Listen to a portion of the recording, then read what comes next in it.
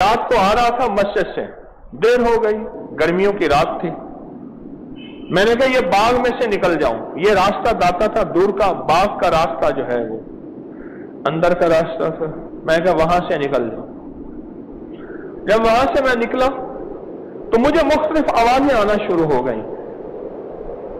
मुझे हैरत हुई, फिर आवाजें करीब आ रही हैं, कभी दूर आ रही हैं, कभी किसी की आवाज में, कभी किसी की आवाज में। कभी मैंने महसूस किया मेरे पीछे कोई चल रहा, उसने घुंघरू और झांझर पहनी हुई है, पायल पहनी हुई है, कोई घुंघरू की आवाजें हैं।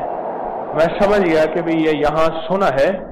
वहां जो है वो एक दरख्त था, दरख्त सारे बाग में थे, लेकिन कुछ दरख्त थे वहां के बारे में मशहूर था कि वहां वो जिन्नात हैं और लोगों को पकड़ लेते हैं।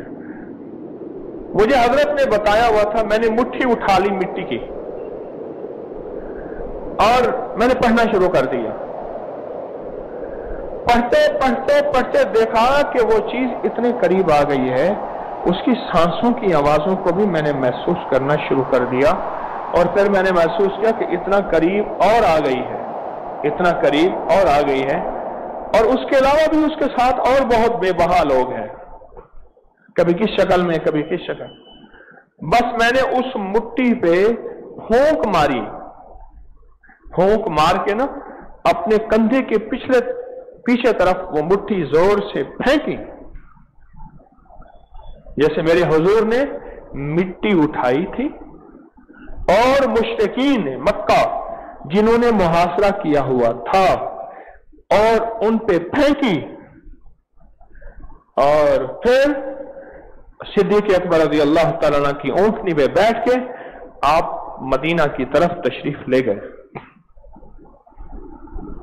ऐसे ही फिर जो चीखों की आवाज थी, वो आवाज चीखों, अजीब रोना धोना, हमने तो तेरे साथ ऐसा नहीं किया था, तूने हमारे साथ ऐसा किया, ये वो। मैंने कहा तुम जानो, तुम्हारा काम जानो।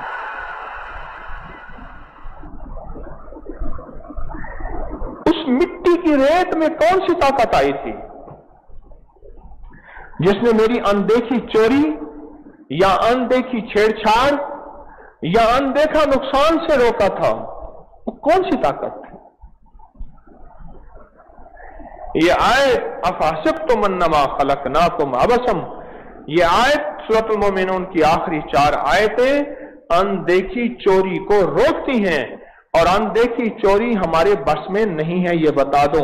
वो लॉकर हैं, वो ताले हैं, वो दुनिया की कोई भी चीज है, ये हमारे बस में नहीं है, हम नहीं रोक सकते इसको। सिर्फ फरिश्तों की ताकत, रब की ताकत, अनदेखी चोरी को अनदेखी ताकत ही रोक सकती है।